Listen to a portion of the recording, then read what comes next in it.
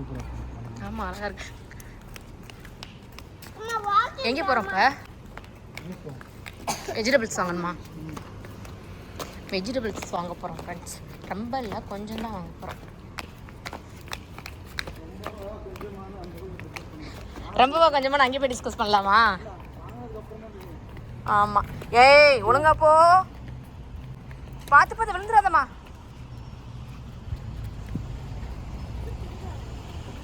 அச்சு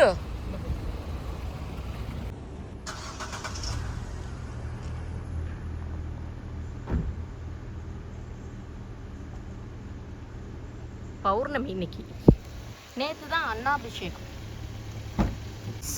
லைட்டு போடுங்க. இந்தாங்க மச்சான், எங்கள் வீட்டு செலவுக்கு எனக்கு கொடுத்த காசுலேருந்து வெஜிடபிள்ஸ் தான் இருக்கு. அப்புறம் ஒரு நோட்டு இல்லாமல் எத்தனை நோட்டு தான்? அப்போ நீங்கள் பல நோட்டுகள் தந்தால் திரும்ப ரிட்டன் பல நோட்டுகள் வரும். சிங்கிள் நோட்டாக தந்தீங்கன்னா சிங்கிளாக தான் தர முடியும்.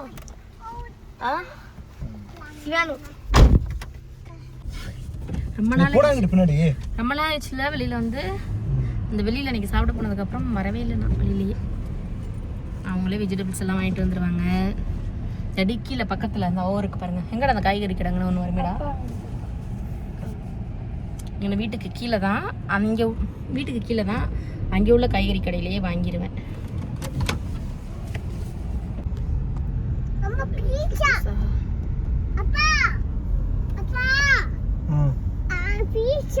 இங்கேயே வாங்கிடுவேன். நான் தெரியுதா, இது எங்கள் வீட்டுக்கு பக்கத்தில் உள்ள காய்கறி கடை.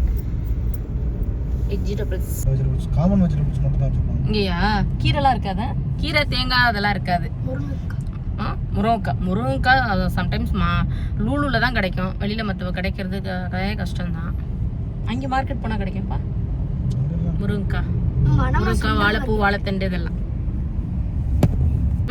சென்ட்ரல் மார்க்கெட்டில் அங்கே தான் போகிறதே இல்லை நம்ம. இப்போ ரொம்ப நாள் ஆயிடுச்சுல போய். வெக்கேஷன் போகிறதுக்கு முன்னாடி போனது.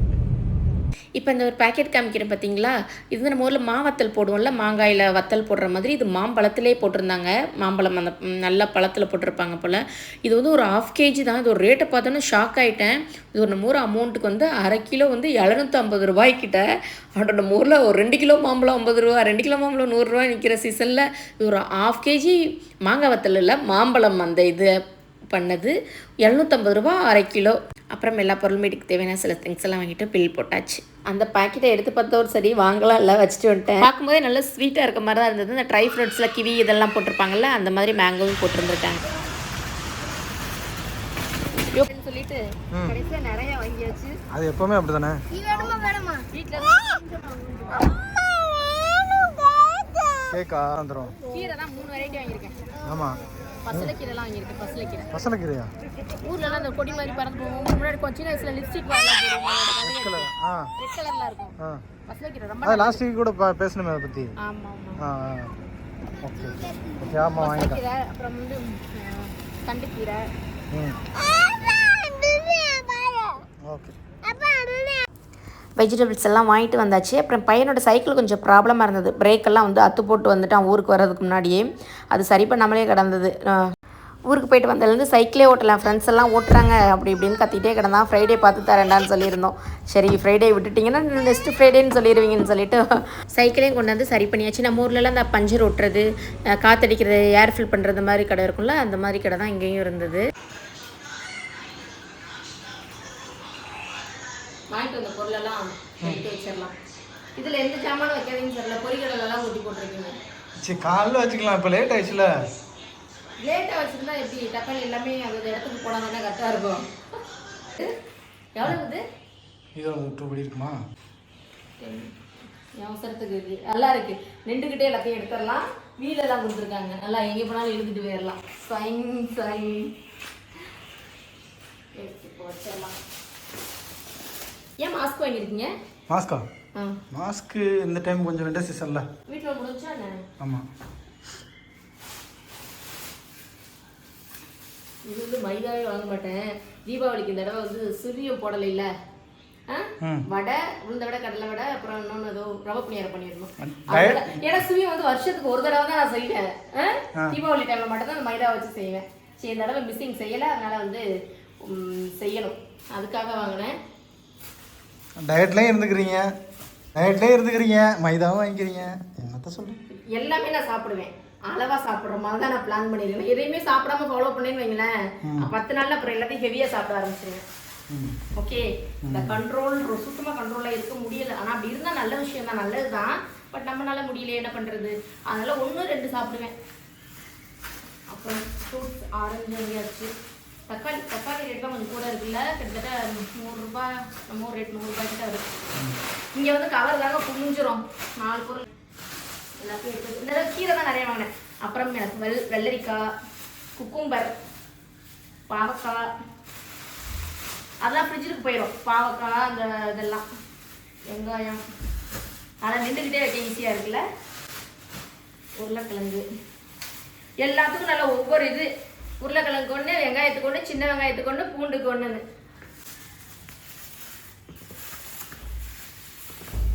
இப்போ பெரிய பெரிய கிழங்கு இருக்கு. இதுதான் எடுக்க ஈஸியாக இருந்துச்சு. ஆமாம், கேரட்டு, அப்புறம் யூஸ்வலா ஆப்பிள், பனானா,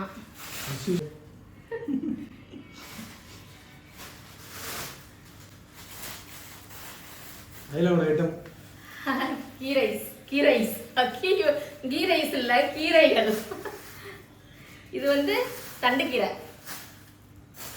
அப்புறம் இது வந்து முள்ளங்கி ப்ளஸ் முள்ளங்கி கீரை, 2 in 1. முள்ளங்கி கீரை வந்து முருங்கைக்கீரை சாப்பிட முடியாததுக்கு. ஆனால் முருங்கைக்கீரை வந்து கிடைக்கும், கொஞ்சம் மாங்குறது பூச்சி மாதிரியே இருக்குது. எப்போவாது கிடைக்கும், பூச்சி மாதிரி இருக்குது. ஆனால் இதோட டேஸ்ட் வந்து முருங்கைக்கீரை மாதிரியே தான் இருக்கும் எனக்கு.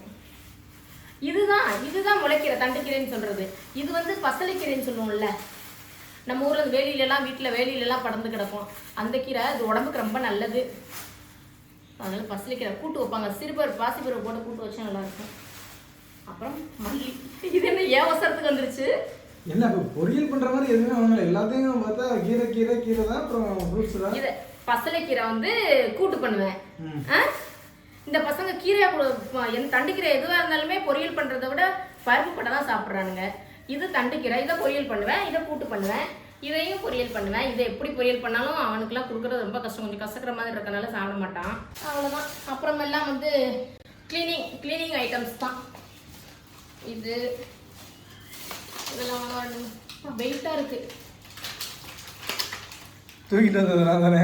தூக்கிட்டு வந்தீங்களா? அப்புறம் ஆப்பிட்டு வந்தது வெஜிடபிள்ஸா, ஃப்ரூட்ஸ், அந்த பனானா, ஆரஞ்சு, ஆப்பிள்லாம் இருந்துச்சு. நாங்கள் பாத்ரூமில் வச்சுருங்க. அதெல்லாம் அவங்க டிபார்ட்மெண்ட் இல்லை. அப்போ துணி துவைக்கிற டிபார்ட்மெண்ட் உங்கள்கிட்ட சொல்லிடுவீங்க.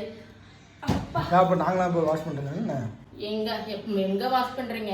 வந்ததுக்கு நான் ஊர்லேருந்து வந்து இப்போ எவ்வளோ நாள் ஆகிடுச்சு, ஒரு டைம் பண்ணியிருப்பீங்களா? அவ்வளோதான். சரி, ஓகே ஃப்ரெண்ட்ஸ், இதெல்லாம் நான் ஃப்ரிட்ஜில் எடுத்து வைக்கிறேன். மல்லி, கீரை வகைகள், காய்கறி இதெல்லாம் எடுத்து வைக்கிறேன். 10 கிலோ உள்ள கடையை காமிச்சு பார்த்தீங்களா? அங்கே முடிஞ்சிச்சுன்னா அங்கே போய் வாங்கிக்குவோம். இழுத்துட்டு போயிடுவா, ட்ராலி எடுத்துட்டு போகிற மாதிரி. ஹேர் ரோஸ்டர் மாதிரி. ஆமாம், வாங்க போகலாம். சரி, போகிறோம். ஃப்ரிட்ஜுக்கு போவோம் ஃபஸ்ட்டு. ஃப்ரிட்ஜுக்கு ஏன் எடுத்துட்டு போகிறீங்க? அதை ஃப்ரிட்ஜுக்கு வைக்கணும்ல, போய் ஃப்ரிட்ஜில் வச்சுட்டு வரேன்.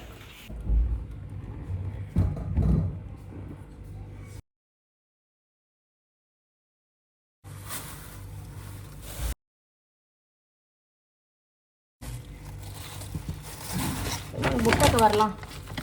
முட்டை காலி.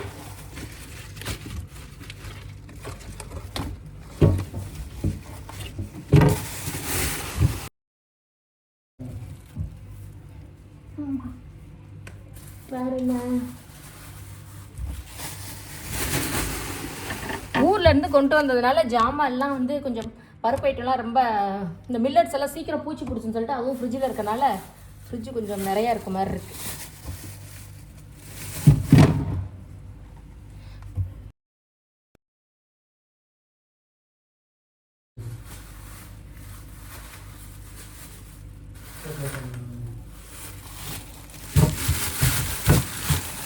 வாழைப்பழத்தை உள்ள வைக்கிற பாருங்க. பனானா வெள்ளை வச்சுருங்க, ஆரஞ்சுமே வெள்ளையே இருக்கட்டும். நைட்டு டின்னர் வேலை பெருசாக எதுவும் இல்லை. மதியம் வச்சு சிக்கன் குழம்பு இருந்தது. ஹஸ்பண்ட் பையன் எல்லாருமே பரோட்டா சாப்பிட்ற ரொம்ப நாள் ஆயிடுச்சுன்னு சொன்னாங்க. ஆளுக்கு 2 பரோட்டா வாங்கிட்டு வந்துட்டாங்க.